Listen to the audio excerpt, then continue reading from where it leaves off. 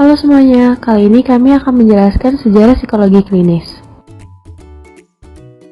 Pada tahun 1700-an sampai 1800-an, banyak orang yang menganggap mental illness sebagai kerasukan roh jahat atau konsekuensi dari perbuatan yang tercela. Tapi tidak sedikit orang yang peduli dengan masalah ini.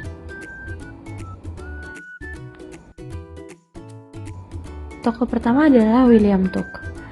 Ia membangun New York Retreat untuk tempat perawatan residensial pusat di mana orang yang sakit jiwa akan selalu dirawat dengan baik, bermartabat, dan sopan.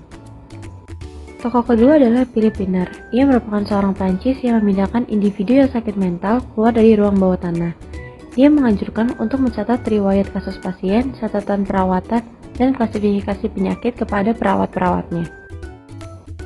Tokoh selanjutnya adalah Ellen Todd. Ia menekankan pada kelebihan daripada kelemahan pasien, serta pasien juga dapat mengambil keputusan mengenai pengobatan mereka. Tokoh selanjutnya adalah Dorothea Dix. Ia merupakan guru sekolah minggu di sebuah penjara di Boston. Ia menyadari kebanyakan penghuni penjara ialah orang dengan gangguan mental atau keterbelakangan. Ia mengabadikan hidupnya untuk orang gangguan mental dan membentuk lebih dari 30 instansi di seluruh Amerika.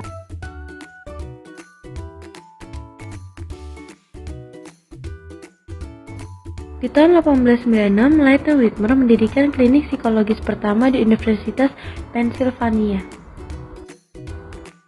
Selanjutnya ada Emil Kraepelin yang membuat istilah diagnostik yang akhirnya menjadi dasar segala pengukuran diagnostik, yang salah satunya adalah Diagnostic and Statistical Manual of Mental Disorders.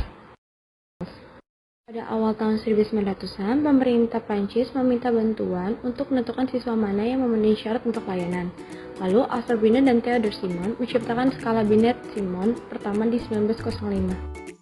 Pada tahun 1905, Alfred Binet dan Theodore Simon menciptakan skala Binet-Simon. Lalu pada tahun 1937 direvisi oleh Lewis Terman dan dinamakan Stanford Binet Intelligence Scales.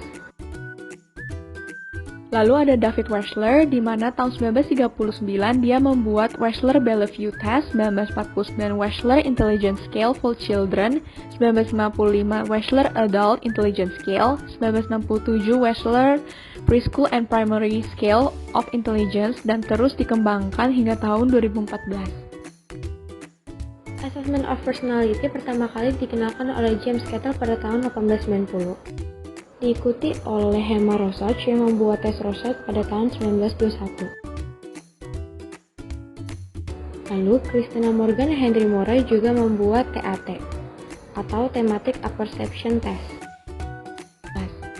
Lalu ada Stuart Hathaway dan Jesse McCandless, di mana mereka tahun 1943 membuat Objective Personality Test dan direvisi tahun 1989. Dan di 1992 mereka membuat MMPI-A untuk remaja. Pada tahun 1930, setelah Whitmer mendirikan bidang psikologi klinis, hampir setiap psikolog klinik bekerja bukan sebagai terapis, namun di bidang akademik. Lalu pada tahun 1940 sampai 1950-an, psikoterapi memiliki peranan dalam sejarah psikologi klinis. Lalu di pertengahan abad ke-20, psikoterapi mendapat semacam spotlight dalam bidang psikologi klinis melalui pendekatan terapi psikodinamik. Pada tahun 1950 sampai 1960-an, teori behaviorisme menjadi sebuah pendekatan yang berbeda secara fundamental terhadap manusia dan masalah-masalah perilaku atau emosional mereka. Pada tahun 1960-an, terapi humanistik oleh Carl Rogers sering dianggap atraktif oleh banyak terapis maupun klien. Lalu pada tahun 1950-an munculnya revolusi terapi keluarga. Sedangkan pada tahun 1960-an sampai 1970-an terdapat perspektif terapi yang resmi terhadap pemahaman individu yang sakit mental. Pada tahun 1917, berdirinya Asosiasi Psikologi Klinis Amerika. Lalu pada tahun 1919, bertransisi menjadi Asosiasi Psikologi Amerika Seksi Klinis. Lalu pada tahun 1921, berdirinya Korporasi Psikologi. Dan pada tahun 1940-an, pendidikan dan pelatihan di bidang psikologi klinis menjadi lebih tersebar dan lebih terstandar. Pada tahun 1949 berlangsungnya konferensi Boulder.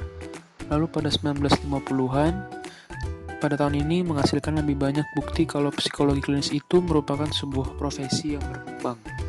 Lalu pada tahun 1960-an dan 1970-an, psikologi klinis dan pendekatan-pendekatannya terus terverifikasi. Pada tahun 1980, psikolog klinis mendapat perhatian semakin besar dari yayasan medis ketika mereka mendapat pengakuan untuk pembayaran program kesehatan. Pertumbuhan profesi ini berlanjut hingga 1900-an dan 2000-an.